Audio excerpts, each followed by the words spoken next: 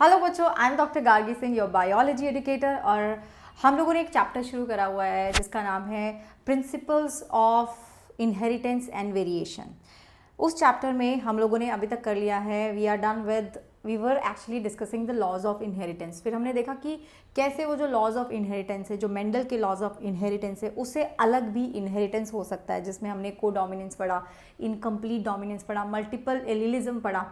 Now we are going to today learn polygenic inheritance, या फिर जिसको बोलते हैं क्वांटिटेटिव इनहेरिटेंस। हम आज प्लियोट्रॉपी भी करने वाले हैं। तो देखें ये दोनों में क्या फ़र्क है और कैसे ये मल्टीपल एलिलिज्म से डिफरेंट है। Let's start with polygenic inheritance. Polygenic inheritance क्या होता है, देखो पहले तो लिख लेते हैं पॉलीजेनिक। इसी वर्ड को ब्रेक करेंगे, polygenic. Wait, I will take a थोड़ा सा इसको करते हैं, फाउंटेन पेन लेते हैं, है ना। यस, चलो। हाय हाय, पॉलीजेनिक इनहेरिटेंस, ठीक है। क्या मतलब है, देखो इस वर्ड को ही देखो। सबसे पहले तो कैसे याद रखना है, सबसे पहले वर्ड को देखो। Poly means many. पॉली का मतलब क्या हुआ, मैनी, बहुत सारी। Poly means many and genic means genes, ठीक है। अब मतलब बहुत सारे जीन्स हैं यहाँ पर, बहुत सारे जीन्स हैं जो काम कर रही हैं, और काम कर रही हैं एक कैरेक्टर को बनाने में, ठीक है। अभी तक हम जो पढ़ते आ रहे थे उसमें क्या था, मल्टीपल एलिलिज्म में हमने देखा बहुत सारे एलील थे जो एक कैरेक्टर को गवर्न कर रहे थे। For example in case of blood group, human being का जो था ABO blood group. And then बच्चों सेकंड एग्जांपल, सेकंड जो टाइप ऑफ इनहेरिटेंस हमने देखा दैट वाज को डोमिनेंस देखा, ठीक है। को डोमिनेंस में हमने क्या देखा कि दो आपके जो एलील थे वो दोनों ही एक्सेस कर रहे थे खुद को, ठीक है। अब हम बात करेंगे पॉलीजेनिक इनहेरिटेंस की, राइट। ये कैसे अलग है, मल्टीपल एलिलिज्म में याद रखो वहाँ पे बहुत सारे एलील्स थे जो एक कैरेक्टर को गवर्न करते थे, एक कैरेक्टर को एक्सप्रेस कराने के लिए रिस्पॉन्सिबल थे। यहाँ पर अलील नहीं, यहाँ पे जीन बहुत सारे होंगे। कितने, the gene is are going to be बच्चों 3 और मोर जीन। तो 3 या 3 से ज़्यादा अगर जीन हो गए तो मैं उसको पॉलीजेनिक इनहेरिटेंस बोलती हूँ। तो हम लोग क्या लिखेंगे, विल राइट सेम ट्रेट, ठीक है। जो आपका ट्रेट है वो सेम है, ट्रेट सेम है, लेकिन आपको जीन कितने लग रहे हैं, 3 या 3 से ज़्यादा, 3 और मोर जीन्स। इसका एग्जाम्पल भी मैं करवाने वाली हूँ, डन, ठीक है। जब 3 या 3 से ज़्यादा जीन मिलके आपका एक इफेक्ट लाते हैं तो उसको हम बोलते हैं पॉलीजेनिक इनहेरिटेंस। इसीलिए इसको बच्चों क्या बोलते हैं, क्वांटिटेटिव इनहेरिटेंस भी बोला जाता है, क्योंकि ये इफेक्ट मिल के आता है, क्यूम्युलेटिव होता है। सारी बातें लिखेंगे इसके बारे में, ओके। फॉर एग्जाम्पल, अगर मैं एग्जाम्पल की बात करूँ तो एग्जाम्पल इसमें हो गया, for example the inheritance of skin colour, the inheritance of height, ये सब एग्जाम्पल हो गए पॉलीजेनिक इनहेरिटेंस के। तो ठीक है, तुम लिखोगे for example human skin colour, ठीक है, उसका इनहेरिटेंस ऐसे ही होने वाला है। दूसरा ह्यूमन हाइट,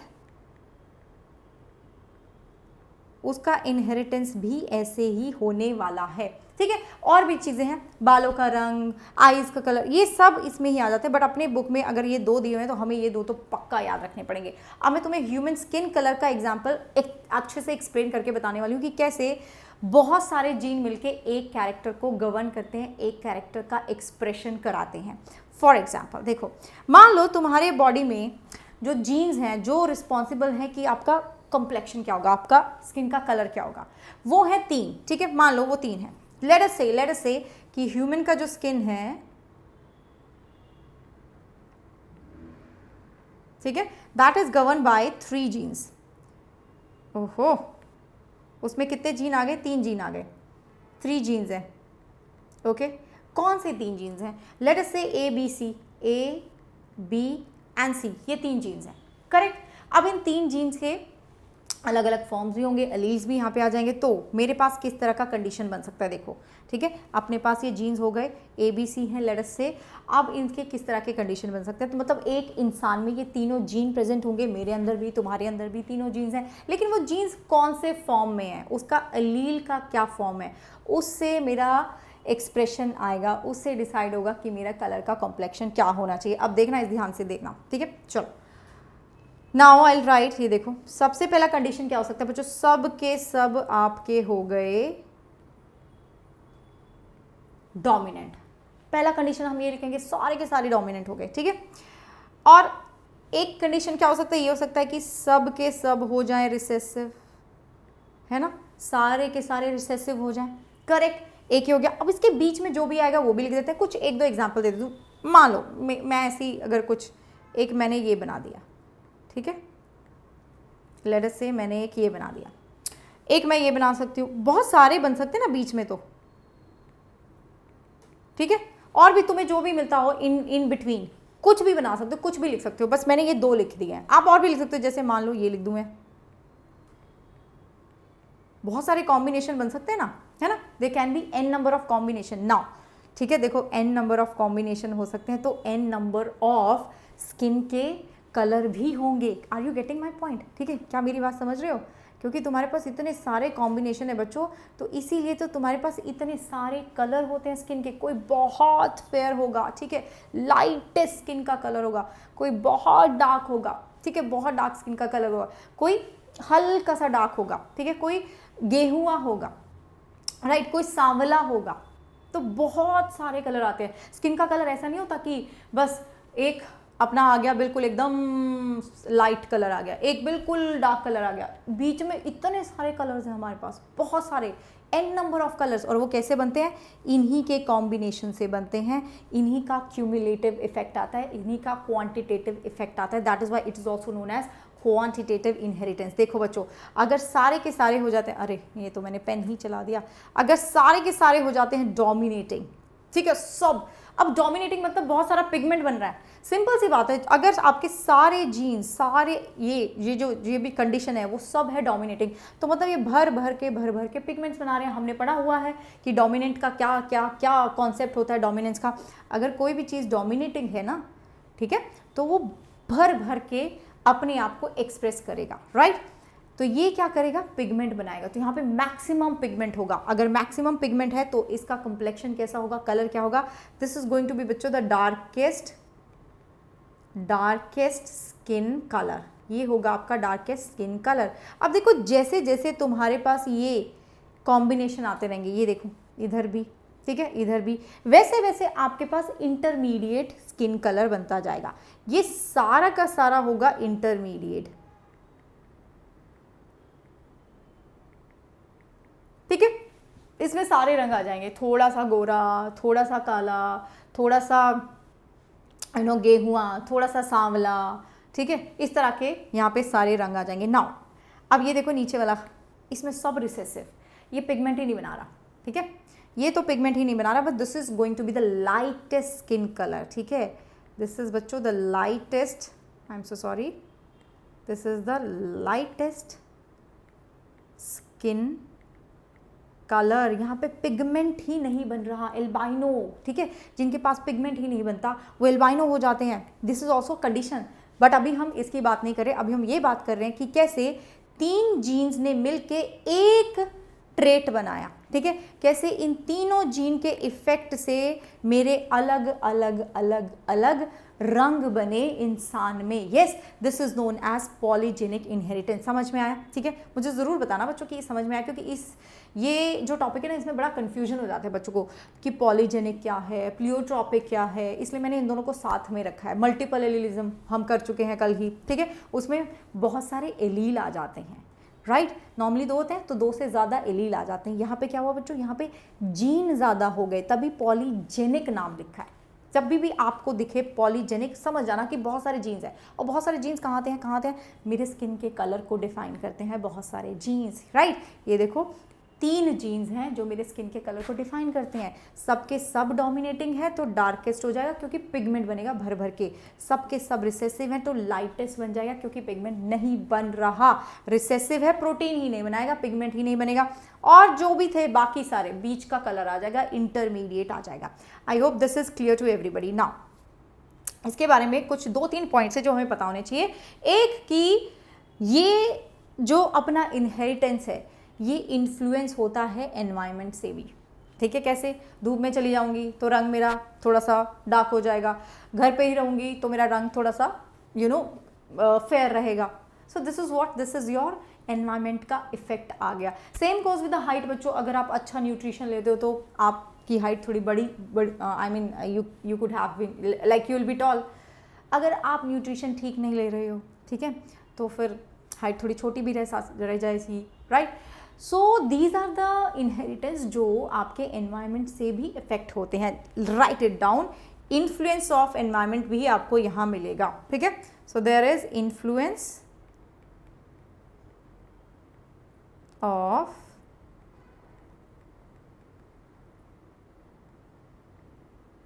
एनवायरनमेंट, राइट, ये आपको मिलेगा। दूसरी चीज जो बड़ी इंपॉर्टेंट है वो ये है कि मैंने बोला था ना क्यूमुलेटिव इफेक्ट होता है, एडिटिव होता है।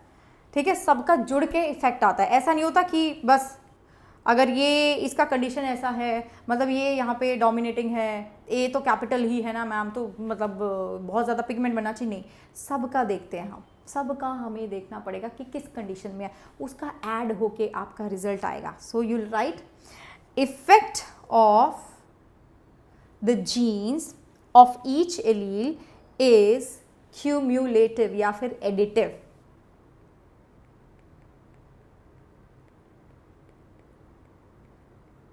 Each allele is additive। हम ऐड करते हैं तब जाके हमारा रिजल्ट आता है।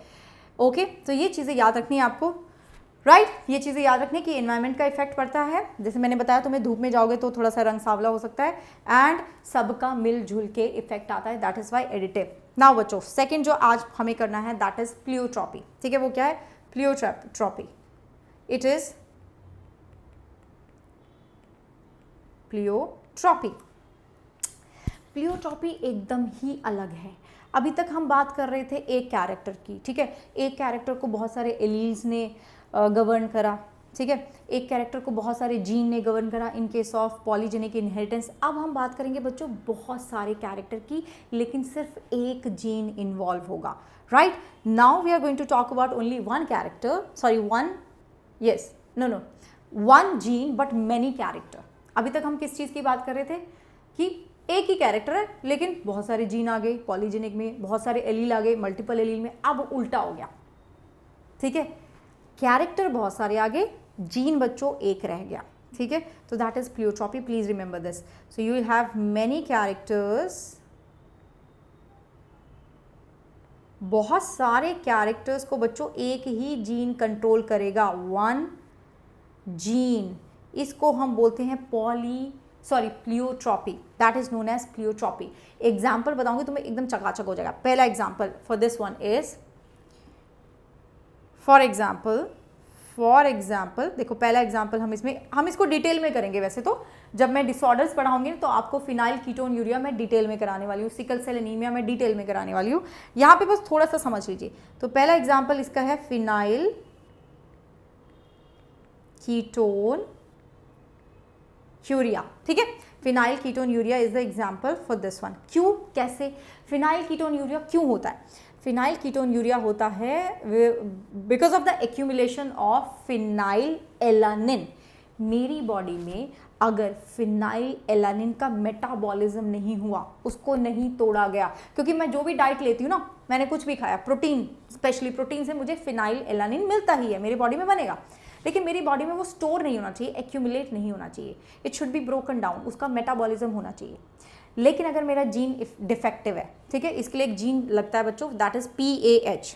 ठीक है, किसकी वजह से होता है? फिनाइल कीटोन यूरिया होता है, PAH जीन आपका काम नहीं करता ठीक से। So it is because of the some defect in this gene, defective PAH gene. What is PH? PH stands for phenyl alanine hydroxylase. ठीक है, ये स्टैंड करता है phenyl alanine hydroxylase.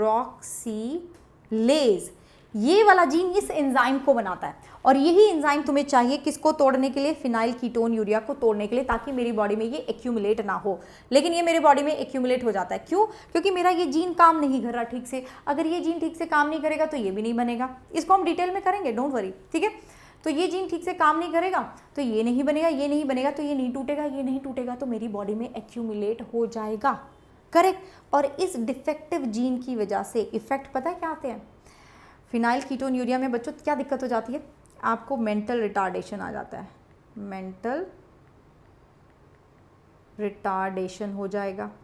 One thing. अब देखना तुम कितने कैरेक्टर्स को ये गवर्न करता है, पहली चीज. दूसरी चीज आ जाएगी बच्चों रिडक्शन इन हेयर,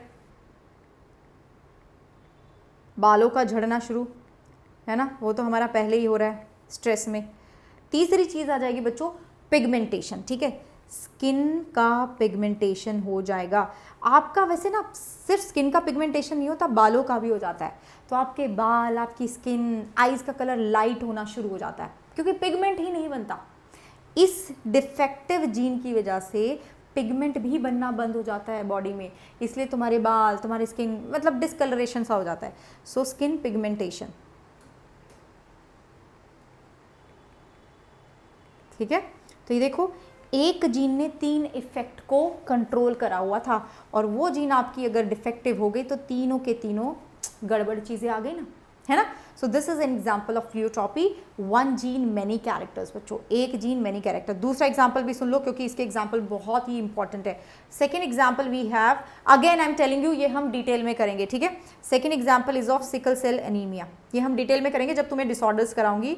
अभी मैं आपको बताया ही था मैंने कल कि मैं ट्रैवल कर रही हूँ, बट मैंने सोचा कि लर्निंग नहीं रुकनी चाहिए. ठीक है, हमारा कोर्स नहीं रुकेगा, इसलिए छोटे छोटे वीडियोस आपके पास आते रहेंगे. Yes, sickle cell anaemia. अरे सिर्फ सेल लिख दिया. Sickle cell anaemia.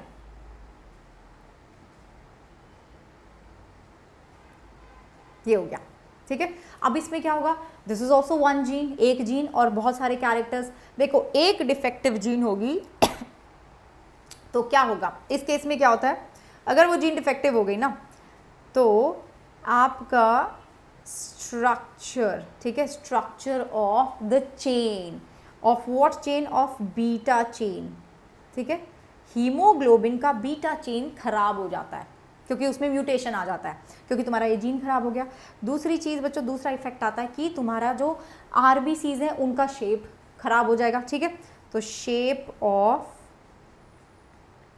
आरबीसीज ये मैं आपको डिटेल में पढ़ाने वाली हूँ. ठीक है, सिकल सेल एनीमिया हम डिटेल में करेंगे कि एग्जैक्टली क्या होने वाला है. अभी के लिए बस ये याद रखो कि ये दो चीज़ों को गवर्न कर रहा है ये gene. Structure of beta chain अच्छा बनेगा अगर तुम्हारा जीन ठीक है. शेप ऑफ आरबीसीज नॉर्मल रहेगी अगर तुम्हारा जीन ठीक है. अगर जीन में गड़बड़ हो गई तो बीटा चेन का स्ट्रक्चर खराब हो जाएगा. एंड बच्चों शेप ऑफ आरबीसीज तुम्हें पता है सिकल शेड बन जाती है और फिर इसलिए हम बोलते हैं sickle cell anaemia. Now one very very very important example for this pleiotropic is, ये बड़ा ही जरूरी है जो अगला बता रही हूँ ना, ये बड़ा ही इंपॉर्टेंट है, and that is starch synthesis in P. Starch synthesis in P. मटर में स्टार्च का सिंथेसिस. और इसमें मैं तुम्हें एक और चीज़ बताऊंगी, ये सिर्फ प्लियोट्रॉपी का एग्जाम्पल नहीं है, ये एक और चीज़ का एग्जाम्पल है और क्वेश्चन इस पर पूछा जाता है. ठीक है, बड़ा मज़ेदार एग्जाम्पल है ये.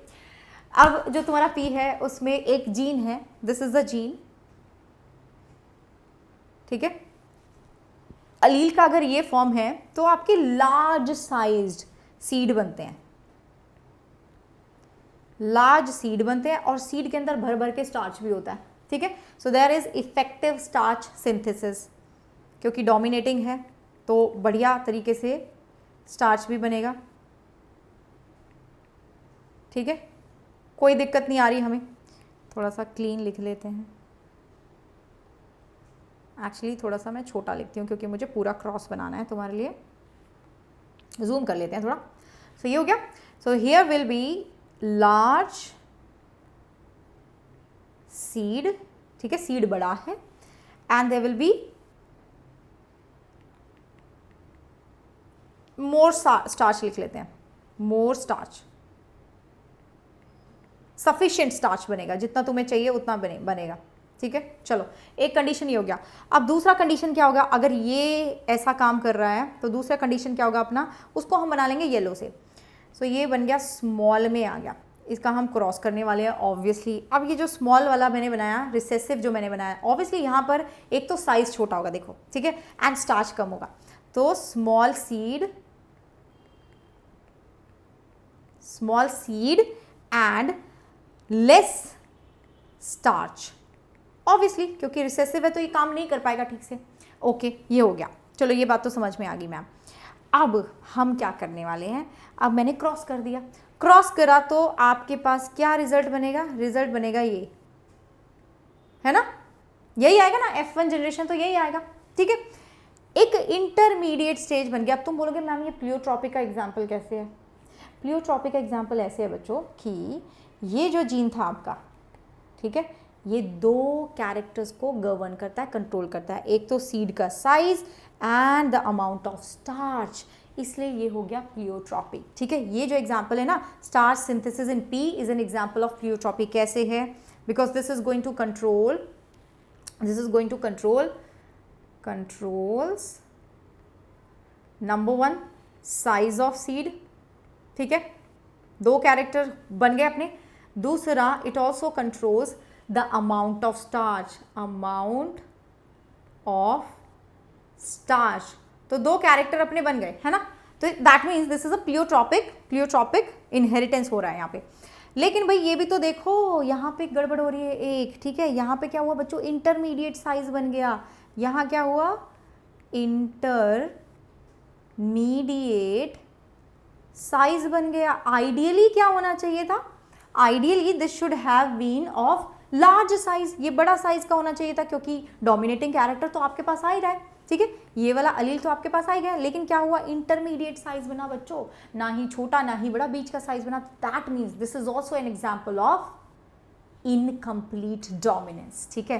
तो ये वाली चीज बहुत बच्चे मिस करते हैं, तो यहाँ पे तुम लिखोगे this is also an example of incomplete dominance. Yes, so this is also an example of incomplete dominance, ठीक है। ये मुझे बताना कि आपको समझ में आया, बिकॉज बच्चों this is very very very important, ठीक है। ऐसे ही मैं आपको छोटे छोटे कुछ ना कुछ वीडियोस आते रहेंगे, छोटे छोटे जो कॉन्सेप्ट हैं जिनसे क्वेश्चन पूछे जाते हैं उनको बिल्कुल डिटेल में एकदम अच्छे से चमकाती रहूँगी, ठीक है। सो ये ज़रूर याद रखना बच्चों, आई रियली होप कि आपको समझ में आया हो, and you will remember the difference between pleiotropy, आपको याद रहेगा, okay, and polygenic inheritance and multiple allelism, जो हम पहले कर चुके हैं, कल कर चुके हैं। तो ये ज़रूर याद रखना, मुझे ज़रूर बताना कि यस मैम ये हो गया। और होमवर्क हमेशा याद रखना है, होमवर्क क्या है, इससे रिलेटेड तुम करोगे एनसीईआरटी की रीडिंग, यस, क्योंकि मैं चाहती हूँ एनसीईआरटी की रीडिंग तुम प्रॉपरली कर लो, एंड नोट्स भी अपने प्रिपेयर करोगे, plus you will also practice the PYQs। ये तीनों चीज़ें बिना बोले तुम्हें हर रोज़ करनी है मेरे सेशंस के बाद, ठीक है। ये तीनों चीज़ें तुम्हें करनी है। एंड इफ़ यू वांट कि आपको एक प्रॉपर हैंड होल्डिंग मिल जाए, कोई आपका हाथ पकड़ के आपको मेडिकल कॉलेज तक लेके जाए, आपको गाइडेंस मिले, then you are welcome on this platform बच्चों। प्लस के प्लेटफॉर्म पे तुम आ सकते हो, कोड लगाओगे गार्गी, 10% आपको ऑफ मिलता है, ठीक है। उसके साथ साथ आपको मेरा गाइडेंस, मेरा मेंटोरशिप मिलता है, आप मुझसे डायरेक्टली कांटेक्ट में आ जाते हैं, right. You can also go for iconic, क्योंकि वो बेटर है, उसमें आपको पर्सनल गाइडेंस, स्टडी प्लानर, उसमें आपको नोट्स, उसमें आपको test analysis, you get everything with iconic. Code same रहेगा, ठीक है बच्चों। एंड आपका ये 19 अगस्त तक ये वैलिड है दिस प्लान। आपका कुछ फ्री एक्सटेंशन मिल रहा है बच्चों 1 महीने के लिए आपको। यहाँ पर भी आपको कोड लगाना है Gargi and you will be good to go. Guidance matter करती है। इफ़ यू फील कि आपके प्रिपरेशन में कहीं ना कहीं गाइडेंस की कमी है, देन बच्चों this is the right I think decision रहेगा आपके लिए, कोड गार्गी लगाना और पहुंच जाना। क्योंकि ये देखो ब्रह्मास्त्र बैच भी आ रहा है और मेरा बैच भी आ रहा है जिसमें अपना शुरू हो रहा है संकल्प 3.0, ठीक है। बहुत बढ़िया तरीके से सिलेबस चल रहा है, एकदम बढ़िया तरीके से। स्ट्रक्चर्ड कोर्सेज होते हैं, डाउट सेशंस होते हैं, आफ्टर एवरी क्लास में डाउट सेशन लेती हूँ। एंड बच्चों ये शुरू है 25 अगस्त को। कोड बस अपने को याद रखना है गार्गी। वेरी कंसिस्टेंट, बहुत कंसिस्टेंट रहना तुम्हें मेरी तरह। तो मैं हमेशा बोलती हूँ कि अगर किसी गोल को अचीव करना है, परफेक्शन से ज़्यादा ज़रूरी होता है बच्चों कंसिस्टेंसी, ठीक है। मेरे साथ रहोगे वो तो रहेगा, okay. So I will see you in the next video, in the next session, ठीक है। और पढ़ाई नहीं रुकेगी और रिवीजन करते रहो, ठीक है। जल्द ही मैं अपना लाइव सेशन भी ले लूँगी। ओके बच्चों, बाय, टेक केयर।